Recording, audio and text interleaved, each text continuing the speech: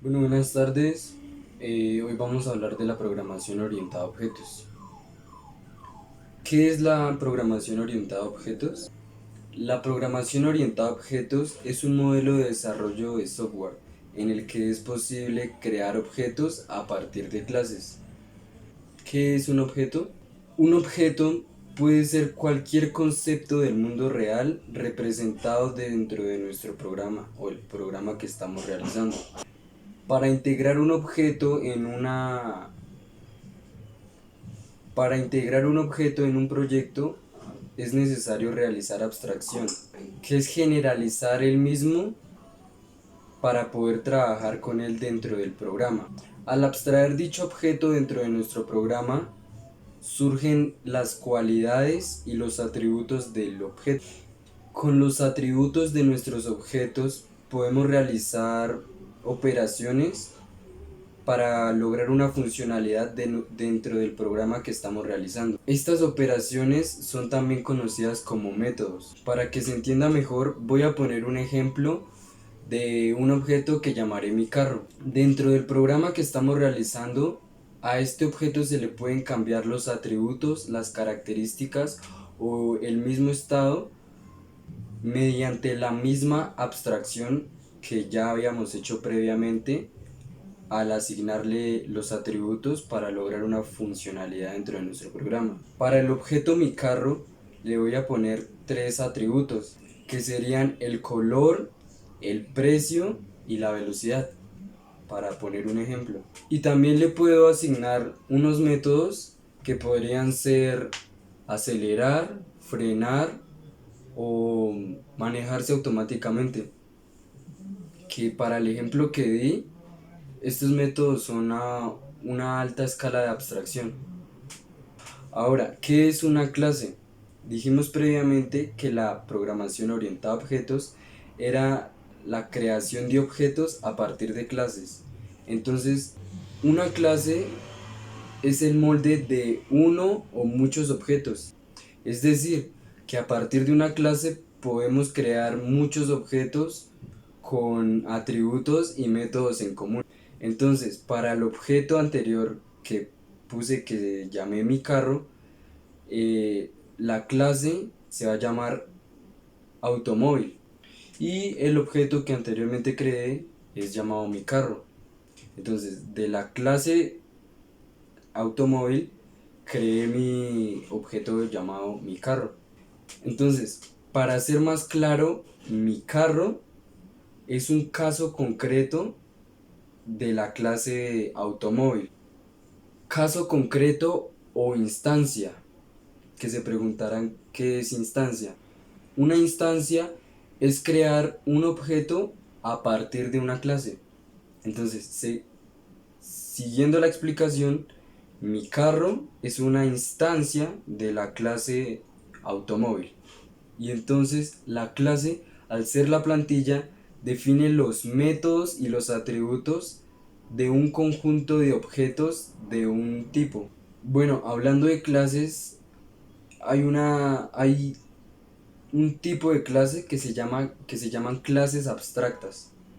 Entonces, en este punto me parece importante resaltar que la clase abstracta es frecuentemente usada como la clase padre en herencia, ya que no se pueden crear instancias de la misma, que ya lo veremos a continuación. Una Les voy a poner un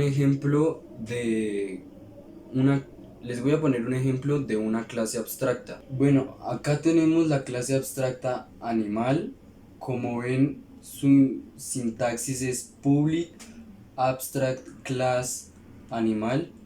Como ven, algo raro de esta clase es que no solo la clase es abstracta, sino que también puede tener métodos abstractos.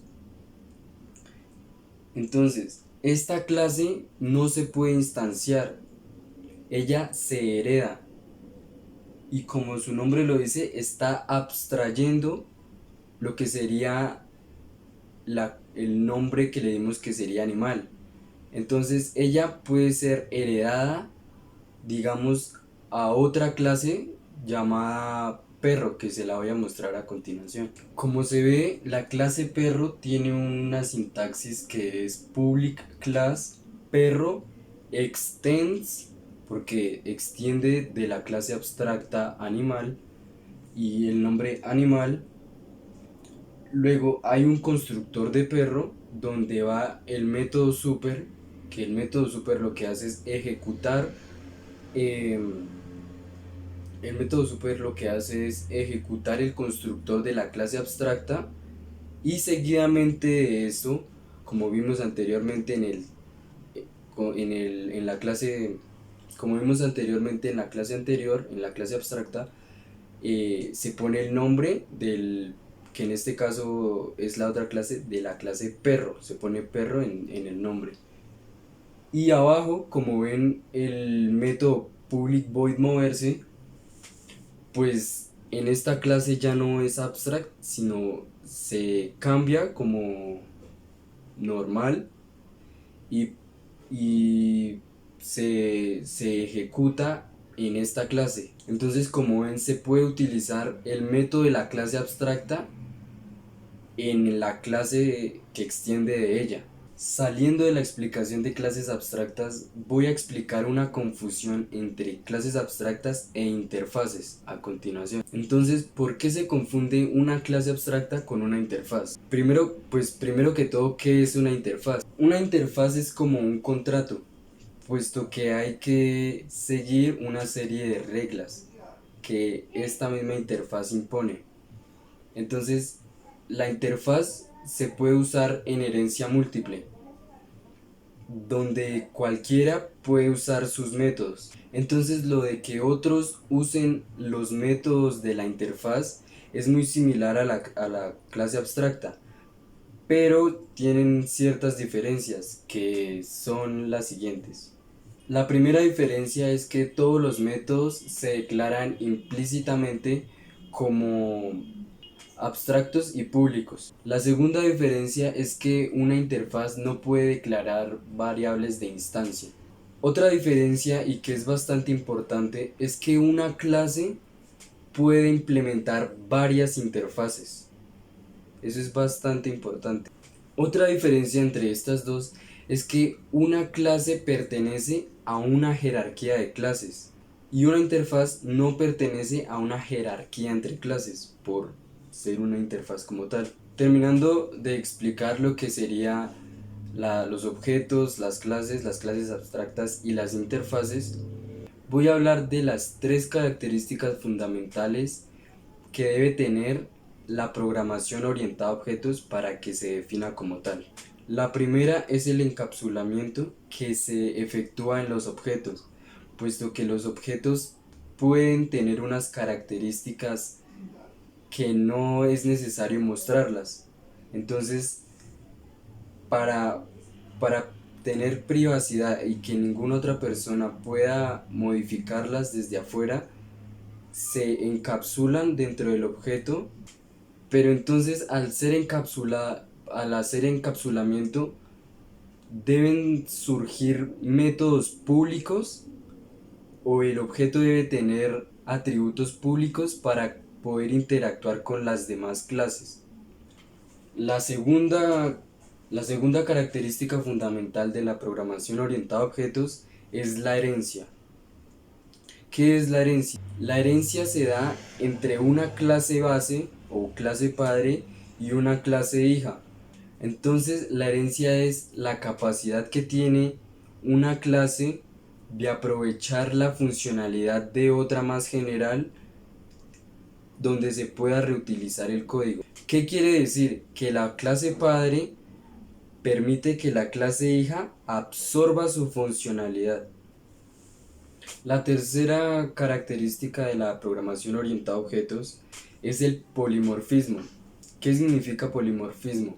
El polimorfismo se puede dividir la palabra en dos, quedando poli y morfismo. Poli significa muchos y morfismo significa formas. Entonces, de ahí el polimorfismo es las muchas formas que puede tener un objeto.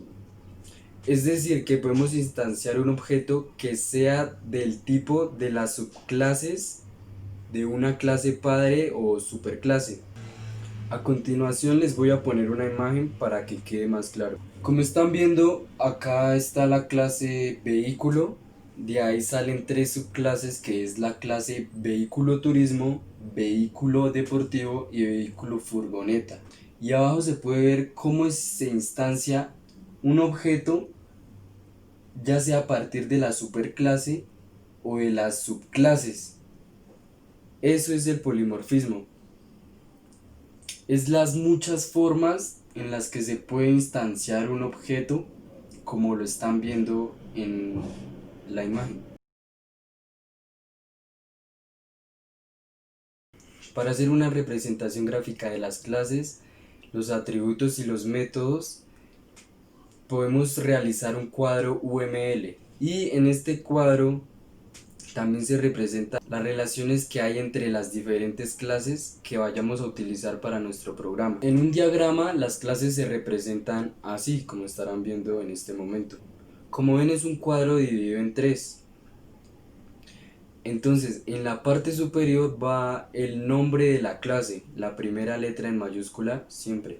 En la parte media van los atributos, también conocidos como campos, variables o propiedades, que ya había hablado de ellos previamente. Y estos atributos, para ponerlos ahí, debe haber antes de su nombre un signo menos, más o un numeral. ¿Qué significan estos tres símbolos? El signo menos significa que ese atributo es privado, el signo más significa que es público y el signo numeral significa que es protected. Entonces de esto ya hablaré a continuación, pero continuando con cómo se ponen en el cuadro, después del nombre del atributo va dos puntos y el tipo de atributo que es.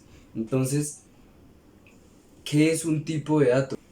Entonces, para aclararlo, los tipos de datos, hay tipos de datos primitivos y los que no son primitivos. Dentro de los tipos de datos primitivos tenemos el booleano, el short, el byte, el char, el int, el long, el float y el double. Cada uno de estos datos representan algo diferente. El booleano es una condición, puede ser falso o verdadero. El char es un carácter y va entre comillas simples. Es solo un carácter. El byte es un número entero entre menos 128 y 128. El short representa un número que esté entre el rango de menos 37.678 y 37.768. El int también representa un número y ya va de un número más grande negativo a uno más grande positivo. El long también representa un número y es mayor al int, puesto que el int es mayor a los anteriores, que serían el short y el byte. El float también representa un número mucho mayor a los anteriores que acabo de mencionar, y el double también representa un número mucho mayor al float. El float y el double también representan un número decimal, o sea, el número grande, punto y un decimal. Continuando con el diagrama UML, en la parte inferior van los métodos. Estos también tienen un scope o visibilidad, que son los signos que mencioné antes, que eran el positivo, el negativo y el numeral, que ya hablaré de ellos en un momento. Iría ese signo, seguidamente iría el nombre del método y después serían dos paréntesis, uno abierto y uno cerrado, y pues dentro de esos paréntesis podrían ir los parámetros, pero no es necesario que en el cuadro UML vayan esos parámetros. Entonces, ¿qué es la visibilidad o scope? La visibilidad o scope en un cuadro UML son los signos que anteriormente mencioné. que eran el negativo, el positivo y el numeral. Entonces, el negativo significa que ninguna clase puede acceder a ese atributo o método. El símbolo positivo significa que es público y que cualquier otra clase puede acceder a él. Y el símbolo numeral es protected o protegido, que es cuando solo la misma clase o sus subclases pueden acceder a él. Ahora voy a hablar de lo que serían las relaciones entre clases. La relación de herencia ya la había mencionado anteriormente y se representa con una línea o con una flecha en el cuadro UML. La relación de agregación es una relación no muy fuerte, es leve, es una relación leve. Quiere decir que si se destruye la clase más general, la otra no depende de esta, no hay una relación de dependencia. Y la relación de composición es cuando un objeto derivado depende o no puede existir de su, o sea, no puede existir sin su objeto general. Aquí sí se implica una relación de propiedad y de dependencia.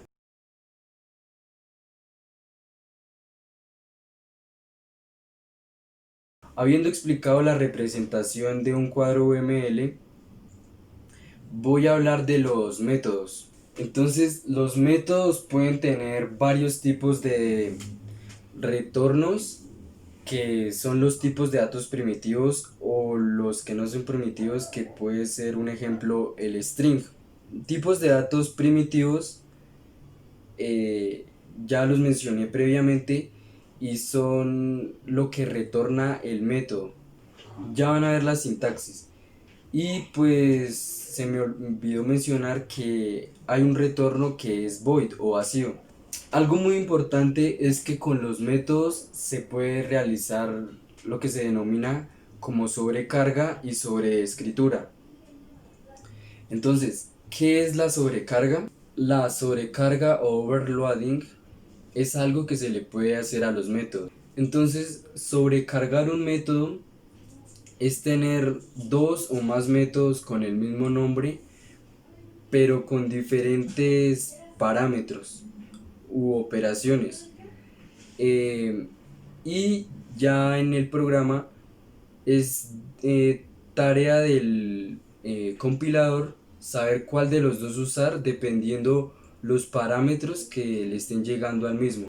¿Y qué es la sobreescritura o overriding? Pues en la sobreescritura nos debemos fijar en la estructura del método. Esta estructura debe ser igual a la de la superclase, deben tener el mismo nombre y deben retornar lo mismo. Anteriormente, hablando de la sobrecarga, les dije que eran tener dos métodos o más con el mismo nombre pero diferentes parámetros. Entonces les voy a mostrar un ejemplo del mal uso de la sobrecarga en un método constructor. Entonces, para ser más claro, el método constructor se llama cuando se inicializa un objeto de una clase y sirve para inicializar el objeto. Finalmente voy a hablar de lo que sería la interfaz gráfica del usuario, o GUI, que su traducción es Graphical User Interface. Este apartado de la GUI es lo que va a entrar en interacción con el usuario. Para esto hay una serie de pasos que deben seguirse, que no voy a indagar mucho, pero algo importante es algo importante es que hay una jerarquía para llegar a la interfaz gráfica. Entonces, en esta jerarquía se puede representar como algo parecido a un diagrama de flujo, donde se pone lo necesario para realizar la interfase. Y pues aquí surge una palabra que sería el container. El container sirve para agrupar componentes. Entonces, en esta interfaz, o sea, en el diagrama que se realiza para hacer la interfaz gráfica, El container, de él surgen diferentes componentes esenciales para poder llegar a ser una interfaz gráfica adecuada para el usuario y para que sea lo más completa. Y pues ya con esto finalizo el video. Muchas gracias, profe, y espero le haya gustado.